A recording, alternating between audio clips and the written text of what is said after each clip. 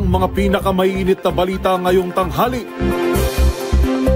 Navotas Congressman Toby Chanco at mag-asawang Diskaya kabilang sa tumulo sa pagdinig ng Senado sa maanumalyang flood control projects.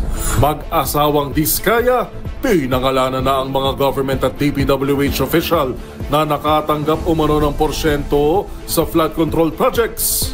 Hanggang higit pisong oil price hike, aarangkada na bukas. Sa MBC TV correspondents, ambulansya na naghatid ng comatose na pasyente, tumaob. Sa MBC TV Sports, Alex Ayala, kauna-unahang Pilipina na nagwagi sa WTA 125. At sa Showbiz Pattern, theater fans, nagsama-sama sa Dear Evan Hansen award-winning musical, mapapanood sa bansa hanggang October 5.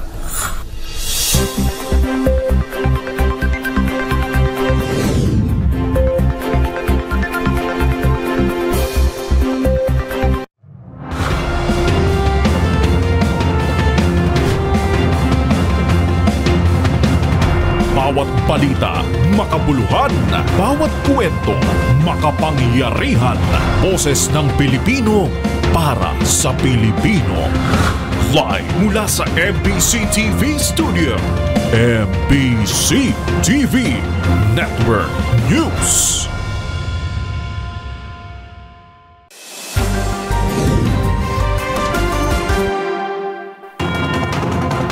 Pilipinas, una sa ating mga balita. Muling nagpapatuloy ang pagdinig o ang investigasyon ng Senate Blue Ribbon Committee sa kaliwat kanang anomalya sa flood control project sa bansa. At kabilang sa mga panauhin ng komite ngayong araw ay ang mag-asawang Diskaya. Gayon din si Navotas Representative Toby Chanco na naging sentro rin ng komprontasyon sa Kamara. Ang mga nagbabagang detalye ihahatid live ni Raymond Dadpaas. Raymond. Itinuro ni Congressman Toby Chanco ang small committee sa Kamara de Representantes na siyang nakakaalam sa mga insertion sa budget bago makarating sa Bicameral Conference Committee. Sa kanyang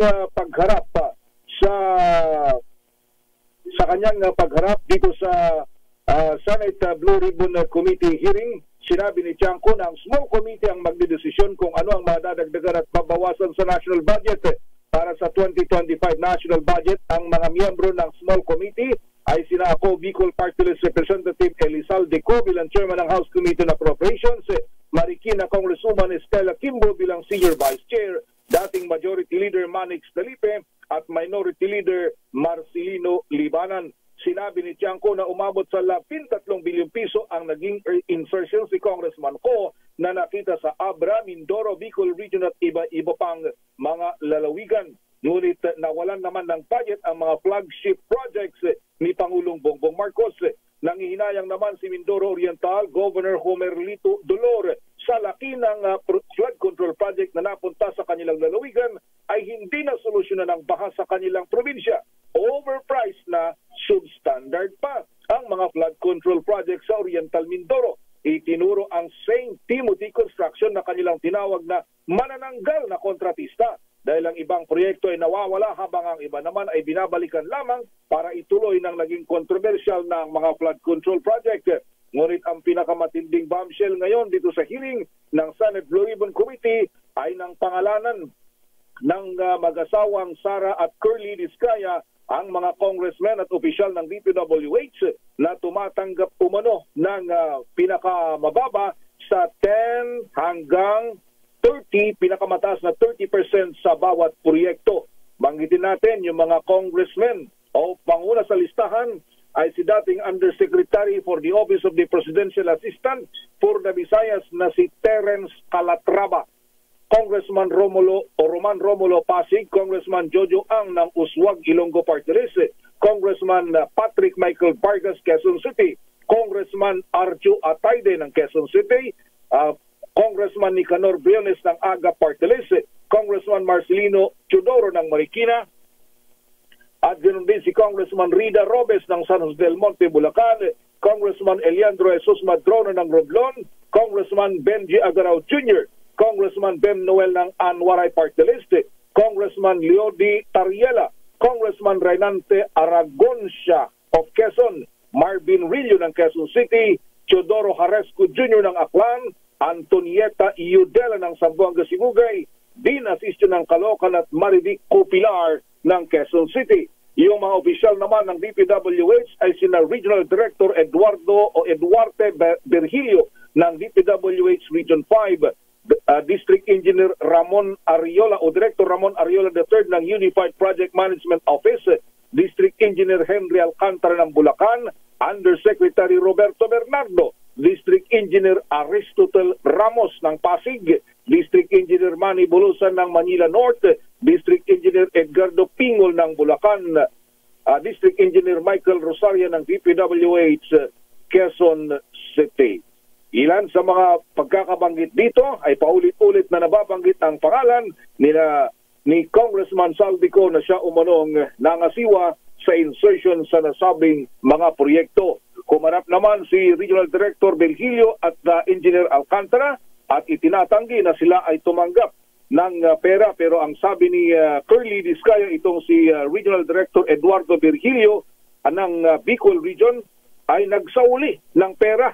Ito lamang 3 araw lang daw ang nakalipas dahil nabulgar na yung kalokohan ng kanilang proyekto, bagamat itinatanggi. Ang sabi ni Curly Discaya, driver ni RD Virgilio ang tumanggap at nagsauli ng malaking halaga para sa isang proyekto na mahigit na 100 milyong piso sa sakop ng kanyang rehiyon.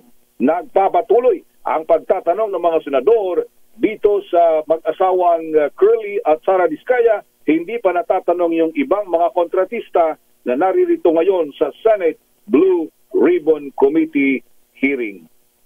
Ito si RH28 Raymond Advance para sa MBC Network News.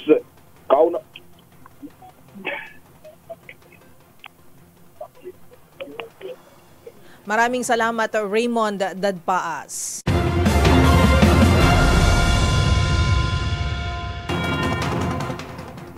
Sa kaugnay ng usaping budget, nagpaliwanag na si Executive Secretary Lucas Bersamin sa Kamara kaugnay ng naging pahayag nitong Clean Your House First. Ang pahayag ni Bersamin at ang naging reaksyon dyan ng isang kongresista ihahatid live ni Milky Rigunan. Milky.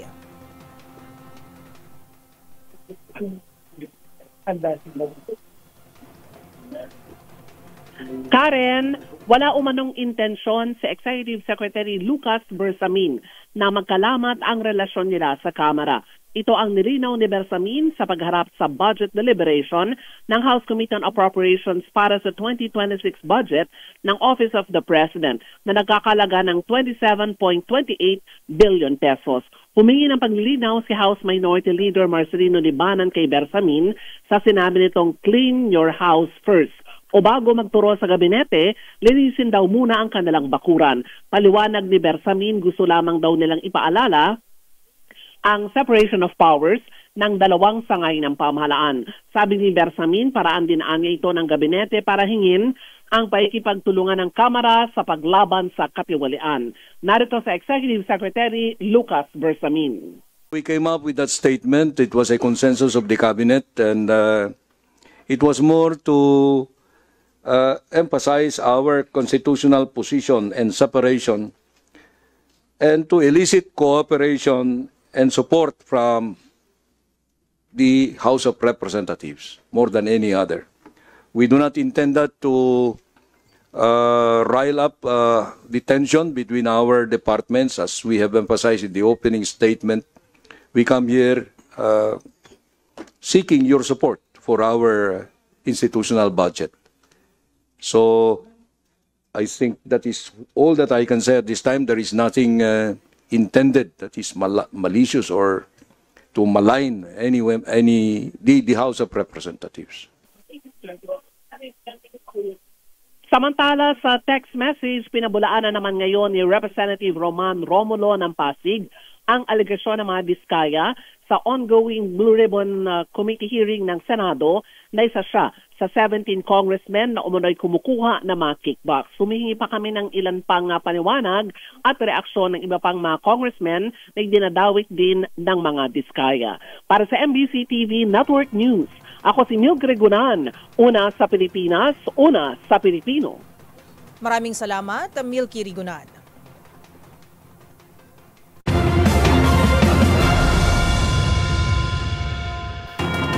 Samantala, malapit ng pangalanan ni Pangulong Ferdinand Marcos Jr.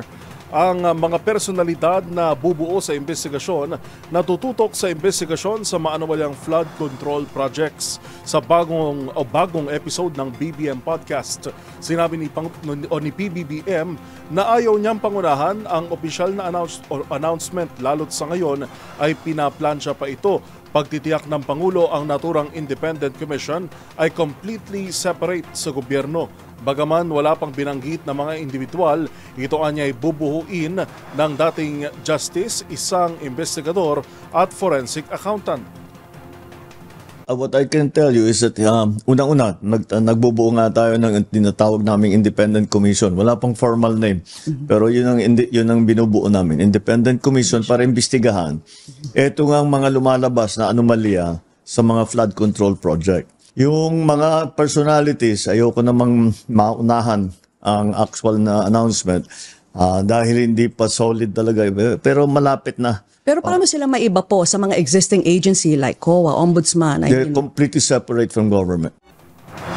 Ilan sa mga napipisil na bubuo sa nasabing independent body ay sina Baguio City Mayor Benjamin Magalong, dating DPWH Secretary Rogelio Singson at dating PNP Chief General Nicolas Torre III.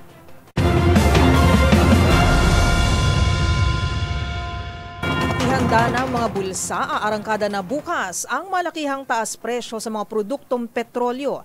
Sa magkakahiwalay na abiso ng mga kumpanya ng langis, 1 peso and 40 centavos ang taas presyo sa kada litro ng diesel, habang piso sa gasolina, habang 70 centavos naman ang dagdag presyo sa kada litro ng kerosene. Ito ng ika-4 na sunod na linggo ng price hike sa langis, habang ikalawang sunod naman sa linggo sa buwan ng Setyembre.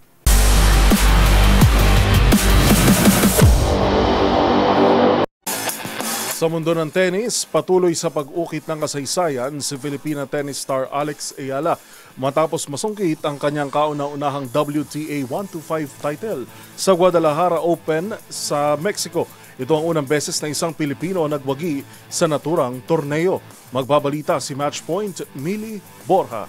Patuloy na gumagawa ng kasaysayan sa Filipina tennis star Alex Ayala matapos makuha ang kanyang kauna-unahang WTA 125 title sa Guadalajara 125 Open noong linggo. Tinalo ni Ayala ang Hungarian na si Pana Odvardi with 1-6, 7-5, 6-3 score sa championship round upang makuha ang unang tropeyo sa WTA. Bukod sa personal na tagumpay, ito rin ang kauna-unahang pagkakataon na isang Pilipino ang nagwagi sa isang WTA 125 tournament. Magugunitang noong Hunyo na itala rin ni Ayala ang pagiging kauna-unahang Pilipino sa WTA Finals sa Eastbourne Open, ngunit natalo kay Maya Joint sa kampyonato. At kamakailan lamang, gumawa muli ng kasaysayan si Ayala sa US Open nang manalo sa kanyang unang Grand Slam main draw match matapos talunin si Clara Tosa ng Denmark sa opening round. Ayon sa WTA, ang WTA 125 circuit katulad ng Guadalajara 125 Open ay nagbibigay ng pagkakataon sa mga manlalaro at bagong talento upang mas lalo pang umangat sa mas mataas na antas ng WTA Tour. Ang mas mataas na level ng WTA Tour ay ang WTA 250, WTA 500 at WTA 1000, habang ang Grand Slams gaya ng Australian Open, French Open, Wimbledon at US Open ay may 2,000 ranking points para sa mga kampiyon. Para sa MBC TV Network News, ito si Millie Borja ng DZRH TV, una sa Pilipinas, una sa Pilipino. Narito ang mga balitang dapat ninyong abangan. Mga proyekto ng DOTR magpapatuloy sa kabila ng paglipat ni dating Secretary Vince Dizon sa DPWH. Sa MBC TV Global, mga bagong santo ng Simbahang Katoliko, kilalanin. At sa Showbiz Spotted, Pit Baby Crew nagbalik Pinas sa kanilang ikalawang Manila fan meet. Newest pit crew na si Milk, winelcome ng fans. Lahat ng yan sa pagbabalik ng MBC TV Network News.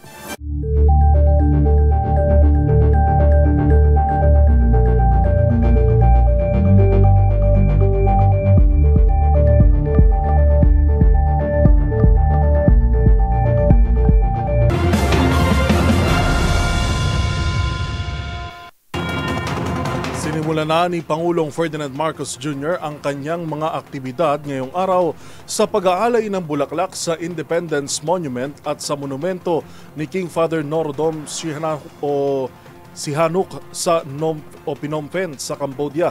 Bahagi yan ng kanyang 3 araw na state visit. Sa Peace Palace o tanggapan ng Prime Minister ng Cambodia, formal na tinanggap ni PBBM sa pamamagitan ng isang seremonya na pinangunahan ni Senate President Hun Sen. Pagkatapos nito ay nagkaharap na ang Pangulo at si Cambodian Prime Minister Hun Manet para sa kanilang bilateral meeting. 3 kasunduan ang inaasahang malalagdaan sa pagitan ng Pilipinas at Cambodia. May kinalaman nito sa pagpapalakas ng kooperasyon sa pagtugon sa transnational crimes, higher education at air services. Kagabi ay nabanggit ni Ambassador Flery Damayo na tumaas sa mga insidente ng human trafficking, partikular ang mga Pilipinong nabibiktima sa scamming operations.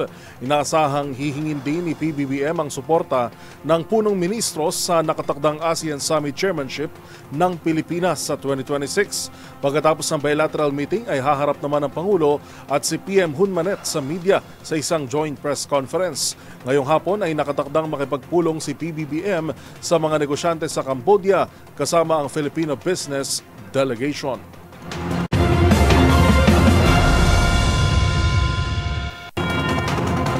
Sa dagat ng social media platforms sa Facebook at ang lumalabas na top violator at sa lari ng online fraud, scamming at pagpapakalat ng fake news sa Pilipinas. Ang paliwanag dyan ng Cybercrime Investigation and Coordinating Center o CICC, ibabalita ni Val Gonzalez.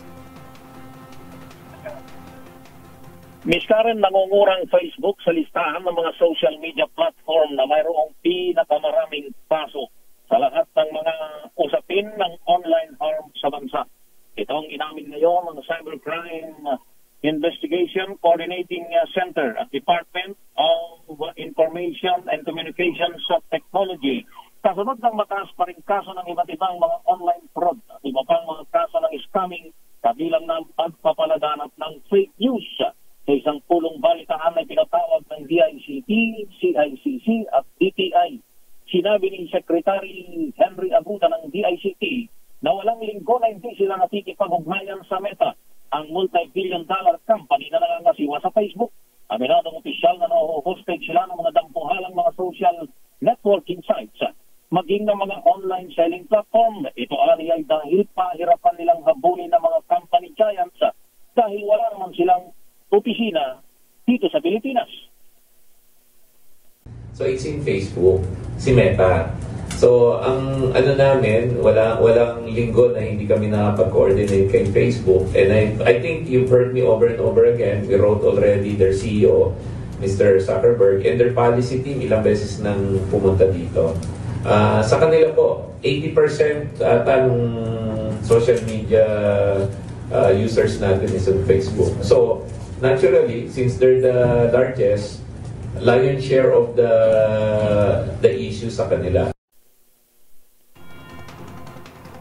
Kabilang sa mga dumalo sa event na isinagawa sa tanggapan ng CICC, ang mga matataas na opisyal ng TikTok, Shopee at Google habang nagpadala na lang ng sulat ang iba pa sa usapin naman ng pagbibenta ng mga peke at illegal na produkto gaya ng vape products. Sabi ng DICT at CICC, may ilan na raw natanggal na nito sa kanilang platform.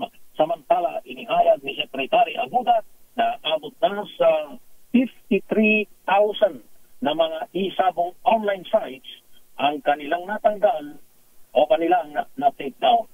Ako si Val Gonzalez, DZRH, nasa Pilipinas. Nasa Pilipinas. Maraming salamat, Val Gonzalez.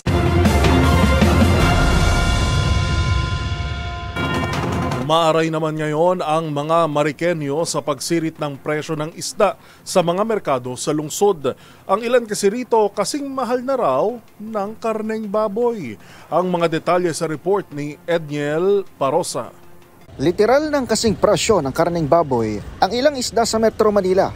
Dito sa Marikina Public Market, pareho nang nasa 340 hanggang 360 pesos ang kada kilo na binansagang 4 months fish na galunggong at paborito ng marami na bangus. Katulad na ito ng per kilo ng regular na laman o kasim sa parehong palengke ngayong araw ng Lunes, Setyembre 3. Kwento sa DZRH ng ilang tindera, nakapako na ang naturang presyo noong isang buwan dahil nasira raw ang mga palaistaan sa Pangasinan bunsod ng bagyo. Habang nito lamang nakarang linggo nagbahal ng 40 ang maliliit na galunggong na itinuturo rin sa sama ng panahon. Diba bumagyo? Na wash out ang palaisdaan sa Pangasinan. Yung sinasabi nila, malakas ang hangin. Oo. Yun lang. Panahon.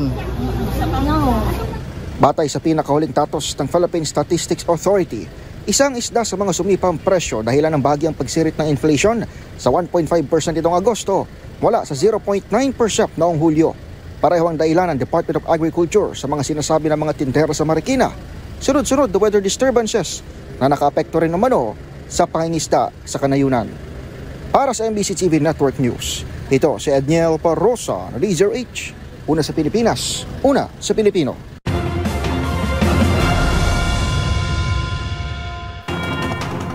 Walang mapapako sa mga ipinangakong pagbabago ni dating Transportation Secretary Vince Dizon sa paghalili ni bagong Public Works and Highway Secretary Giovanni Lopez. Itong tiniyak ng bagong kalihim kasabay ng paunang plano na pabababain ang presyo ng tiket sa mga pangunahing airline sa bansa.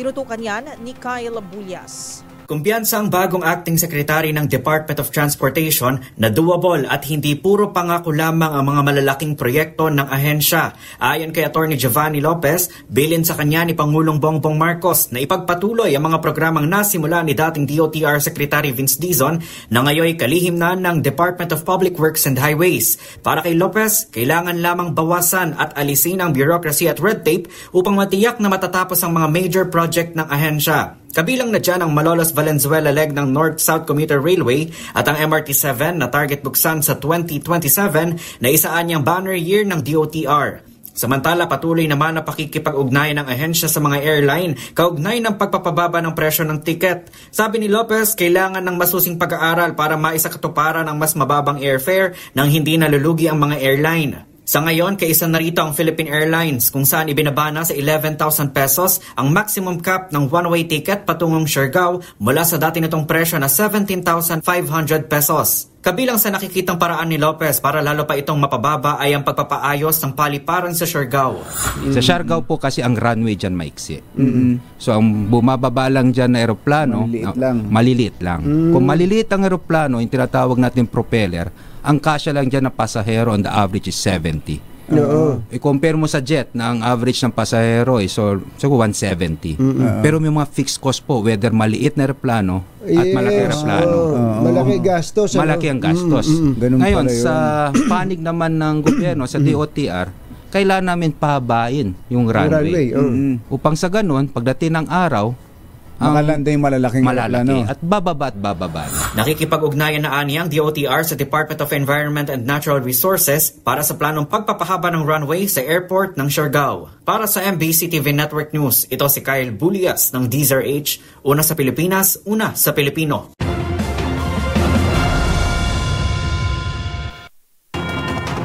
Nagpatawag ng command conference si Defense Secretary Gilbert Gibo Teodoro sa Camp Siongco, Datu Din Sinsu at Maguindanao del Norte higit isang buwan bago ang unang BARM Pulse. Inatasan ni Teodoro ang Armed Forces of the Philippines o AFP na siguruhin ang kaayusan at kredibilidad ng naturang halalan. Pinaalalahanan ng kalihim ang AFP na manatiling non-partisan kasama ng pagtitiyak na nakasuporta ang pambansang gobyerno sa proseso. Binigyan din ng opisyal ang kahalagahan ng BARM elections pagdating sa makasaysayang peace process sa lugar.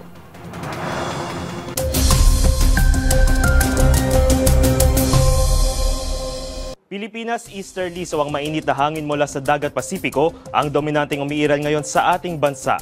Ito ay umiiral sa bahagi ng Eastern Visayas at Northern part ng Mindanao, partikular na po sa Caraga. Asahan po ang katamtamang hanggang sa malakas na pagulan na may tsansa ng pagbaha at paghuhupo ng lupa. Dito naman sa Metro Manila at nalalabing bahagi ng Luzon ay generally fair weather maasahan maliban na lamang sa mga makapal na kaulapan at biglang pagulan dulot ng localized thunderstorms. Samantala para sa ating weather outlook dito sa Metro Manila, magpapatuloy ang mas maayos na lagay ng panahon sa mga susunod na mga araw.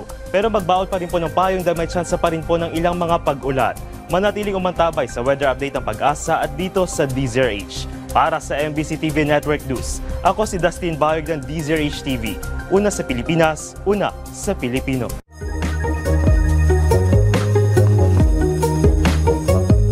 Tiyak marami ang nagabang at sabay-sabay na napalook up kahapon ng gabi hanggang kaninang madaling araw para saksiyan ang total lunar eclipse na kitang-kita dito sa atin. Siyempre marami rin ang talaga namangha dahil sa astronomical event na ito na tinatawag ring blood moon. Pero ano nga ba ito? Alamin na this, paano nga ba nangyayari ang isang total lunar eclipse? Ang total lunar eclipse ay ang pagpwesto ng ating mundo sa gitna ng buwan at ng araw kapag naghelera ang mga ito. Nangyayari ito kadalasan kada 2.5 taon. Dito mapapansin ang unti-unting pagdilim ng buwan dahil sa anino ng ating mundo. Yan ay dahil sa pagtama at pagkalat ng liwanag ng araw sa atmosphere ng Earth, maliban na lamang sa red wavelength na nagbibigay kulay pula sa buwan kung kaya ito binansagan ring blood moon. Karaniwan itong tumatagal ng halos 2 oras sa kalangitan at malinaw at ligtas na mapapanood kung hindi maulap o kumigamit tulad ng telescope. Ayon sa Pag-asa, wala itong epekto sa mga nabubuhay sa mundo tulad ng ilang pamahiin sa atin. May epekto lamang ito sa pagtaas ng level ng tubig sa dagat dahil sa gravity, resulta ng mas malapit na distansya ng buwan sa Earth. Tandaan, mas makulay ang mundo kung alam mo ang hiwaga sa pag-ikot nito. Ako po si Rovic Manuel, nagpapaalalang sa kaalaman ay walang labis, magsaliksik para siguradong alam na this.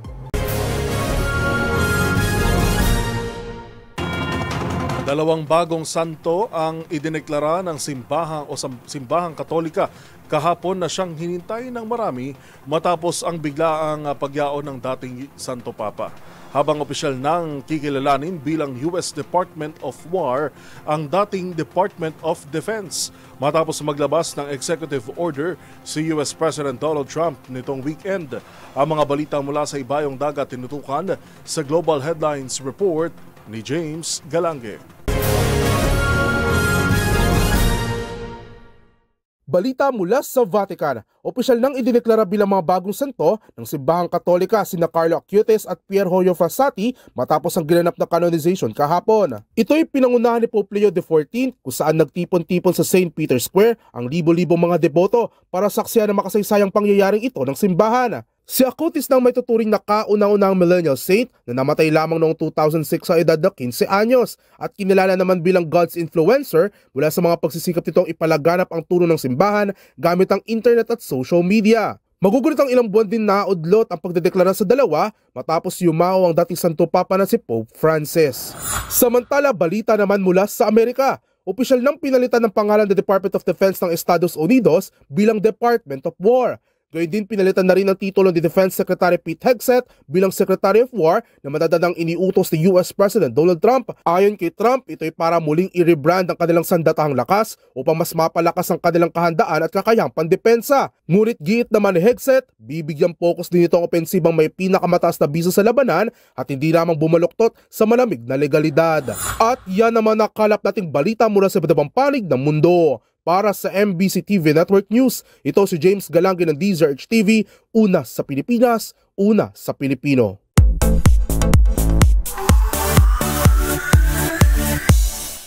Sa mundo ng musical or theater, umarangkada na ang Manila run ng Dear Evan Hansen. Pero bago yan, umarap din sa press ang mga bida ng award-winning musical. Ang kwento ng UK and international touring cast at mga kaganapan sa pagsasama-sama ng theater fans. Iyahatid ni Showbiz Angel.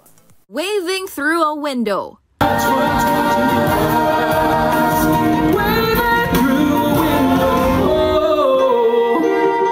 You will be found. When you're broken on the ground, you will be found. You reach up and rise again.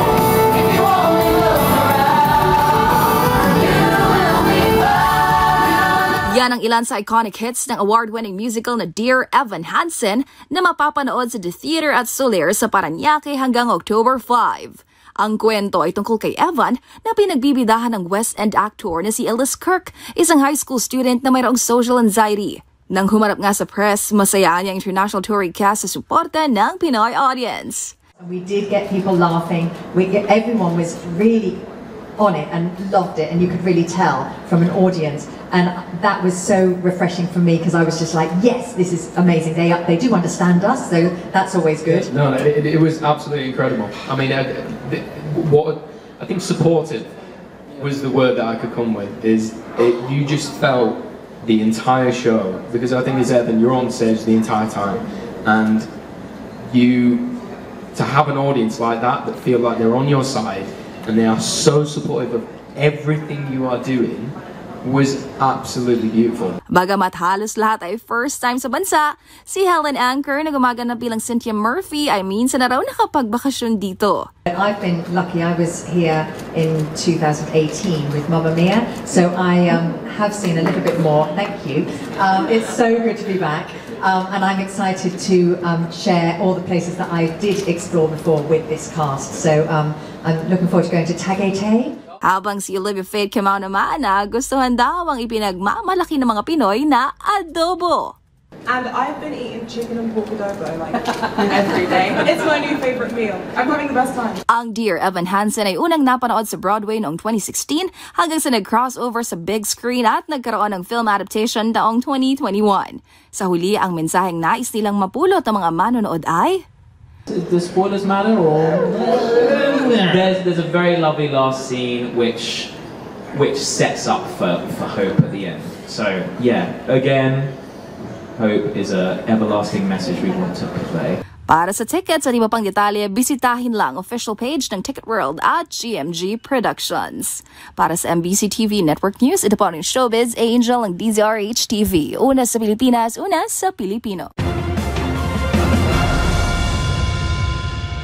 Sa ating pagbabalik, Gio Chu top pick sa PBA Season 50 Rookie Draft. Yan at marami pang iba sa pagbabalik ng MBC TV Network News.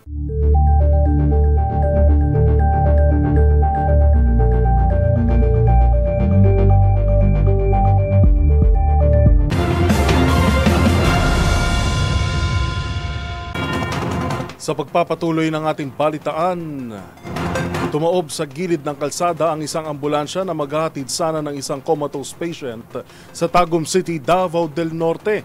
Yan at iba pang rumarapidong balita mula sa probinsya, hatid ng iba't ibang istasyon sa ilalim ng MBC Media Group.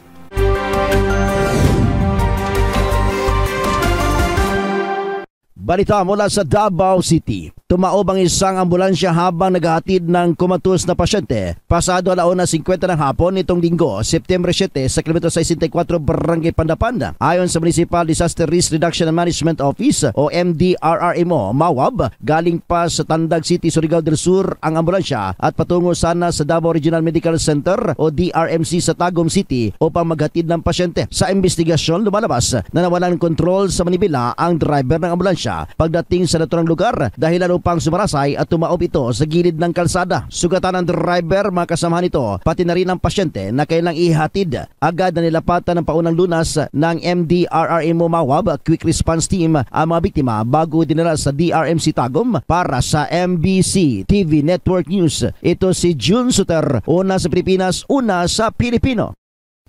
Sugatan ang dalawang manunood ng drag race matapos mabangga ng motorsiklo sa bypass road sa barangay Punong, Bayan ng Pasay City. Ayon kay Fire Officer 1 Jeric John Castamayor, Acting Chief ng Emergency Medical Service ng Pasay City Fire Station, nawala ng kontrol ang driver na sumali sa isinagawang drag race ng isang pribadong organizer kaya nabangga nito ang dalawang manunood. Nabali ang kaliwang binti ng 50 anyos na manunood habang natuklap naman ang balat sa kanang paa ng 39 anyos. Nawala ng malay ang driver ng motorsiklo pero hindi ito nasugatan dahil may suot na helmet. Agad na isinugod sa ospital ang mga biktima. Sinabi ni Fire Officer 1 Castamayor na walang 1 metro ang distansya ng mga manonood sa mga kumakarerang motorsiklo. Para sa MBC TV Network News, ito si Jocelyn Make ng Action Radio Iloilo, una sa Pilipinas, una sa Pilipino. Ito mismo ang kinonfirma ni Colonel Erwin Lamson, spokesperson ng 3rd Infantry Division ng Philippine Army na isang miyembro ng Civilian Armed Forces Geographical Unit o CAFGU na hindi muna pinangalanan ang sugatan matapos nangyari ang inkwentro ng 94th Infantry Battalion at mga miyembro ng New People's Army o NPA sa Sitio Baclao, Barangay Tanawan, lungsod ng Kabangkalan, Negros Occidental. Ayon kay Mayor Benji Miranda ng Kabangkalan City, apektado sa nasabing engkwentro ang 116 na mga pamilya o umabot sa 460 na mga individual mula sa 4 na mga sityos ng Barangay Carolan. Ito ang Sitio Balao, Palawis, Alambihod at Sitio Bulusan.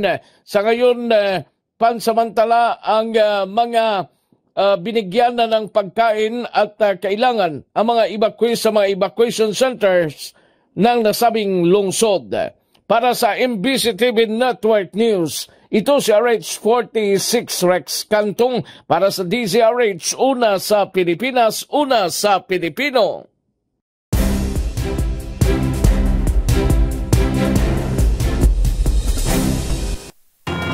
Isang munting hiling ang bumasag sa katahimikan at tumunaw sa puso ng isang social media community. Ang hiling kasi ng netizen na si Shell, isang dissenting picture edit na nais itong gamitin sa kanyang magiging burol sa oras na tuluyan itong madaig ng cancer. Ang madamdaming request na pumukaw sa atensyon ng netizens, tinutukan sa ulat ni Arnold Herrera. Sa marumi, mapanghusga at masalimuot na mundo ng social media, nakahanap ng libo-libong kakampi ang cancer patient na si Shell. Sa kanyang Facebook post sa isang online editing community, humiling ito ng simple at malinis na edit ng kanyang portrait. Kalaki pang isang group wedding photo kung saan ito kasali.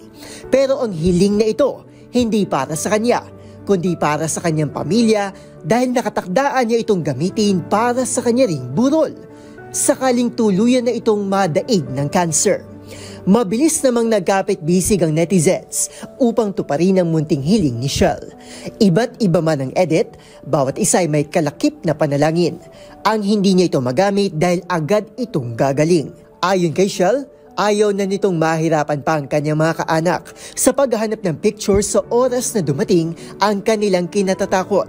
Dagdag pa nito, 3 taon na itong nakikipagpatintero sa cancer at sa bawat araw na lumilipas ay para bang pinarurusahan lamang ito. Humingi rin ito ng paunawa sa kanyang kakaibang hiling dahil maski siya ay wala na ring katiyakan kung gaano katagal pa nitong malalabanan ang sakit. Nagpasalamat naman ito sa mga natanggap na dasal mula sa buong editing community.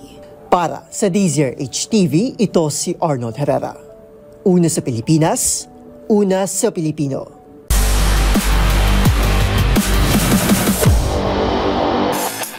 Sa mundo ng basketball, pinili ng Terra Firma Jeep si Ateneo de Manila University big man Gio Chu bilang unang overall pick sa PBA Season 50 Rookie Draft. Ang iba pang mga napasama sa draft sa report ni Matchpoint, Millie Borja. Pinili ng Terra Firma Jeep si Gio Chu bilang unang overall pick sa PBA Season 50 Rookie Draft. Ang 6'9" big man mula sa Ateneo de Manila University ang nanguna sa 122 hopefuls na sumali sa draft. Nakilala si Chu sa kanyang paglalaro para sa Gilas Pilipinas sa 2022 FIBA Asia Cup at 2023 FIBA Asia Cup qualifiers. Bukod dito, naglaro rin siya sa ibang bansa kasama ang Taiwan Mustangs at Ehime Orange Vikings sa Japan B-League B2. Samantala, narito ang iba pang mga first-round picks. Sa kabuuan, 77 sa 122 aspirants ang napili sa 11-round draft. At yan ang mga latest updates sa mundo ng sports. Para sa MBC TV Network News, ito si Millie Borja ng DZRH TV, una sa Pilipinas, una sa Pilipino.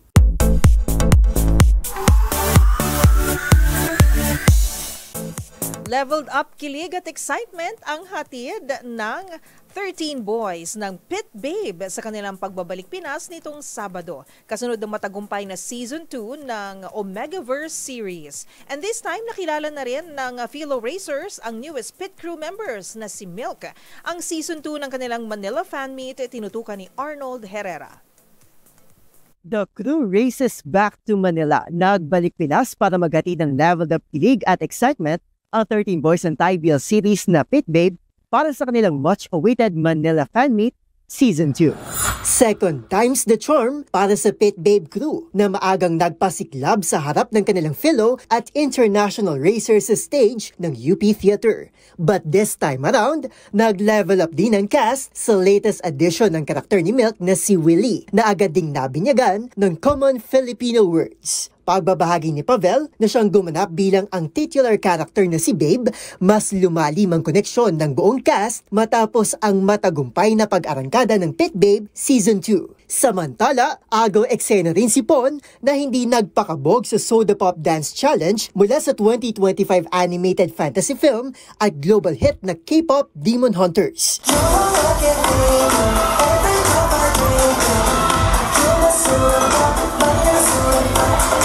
Ang Pit Boys, feel at home na rin at game pang nakipaglaro at nakipagkulitan sa ilang maswerteng fans, gaya ni Irish na super fan ni na Benz at Garfield. Gusto ko talagang makita yung chemistry ni Benzalet at Garfield! Yung chemistry po kasi talaga ni Benzalet at saka ni Garfield is talagang namumuo sa puso ko eh. Ang Thai BL fan naman since 2015 na si Krista, may mensahe rin sa Pit Boys. I love you so much, Milk and Michael. I hope to see you all again soon after this fan meet sa Bangkok. Nakapanayam din natin ang Texas-based fan at K-pop dance teacher na si Makaylee na lumipad pa ng 26 hours para lang makapiling ang voice ng Pit Babe. I am a K-pop dance teacher and I know a lot of people in the K-pop community also like BLs.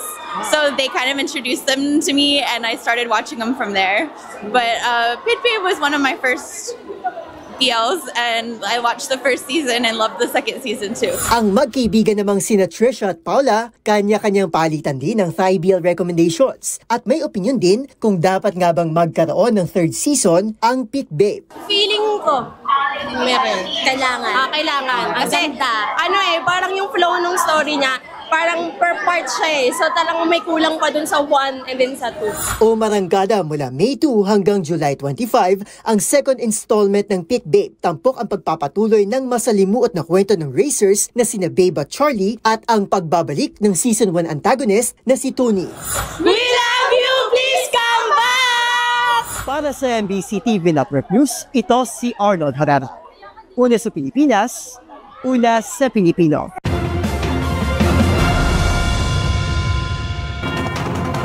At yan po ang mga nakalap naming balita ngayong araw ng Lunes. Partner, may nagbo-birthday pa lang ngayon. Oo nga, pero mukhang wala siya dito sa studio. Wala pong paramdam? Oo, hindi man lang nagparamdam, nagpakita. Pero dahil love ka namin, babatiin ka pa rin namin. Happy birthday! Happy birthday kay Rovic Manuel, galing sa MBC Network News Team, DZRH News Television, and DZRH Radio. Si Rovic ay napapanood natin sa Alamin na This dito po sa MBC TV Network. Alam ko may isa pa TNVS. EO Experts Opinion. Experts Opinion. Happy birthday, Rovic. See you tomorrow. Happy birthday. Ito po si Yuel Reyes. At ako naman po si Karen Oyong. Magkita-kita tayong muli bukas sa araw ng Martes para sa mga balitang makabuluhan, mga kwentong makapangyarihan. Hatid ang boses ng Pilipino para sa Pilipino. Ito ang MBC TV Network News. Una sa Pilipinas, una sa Pilipino.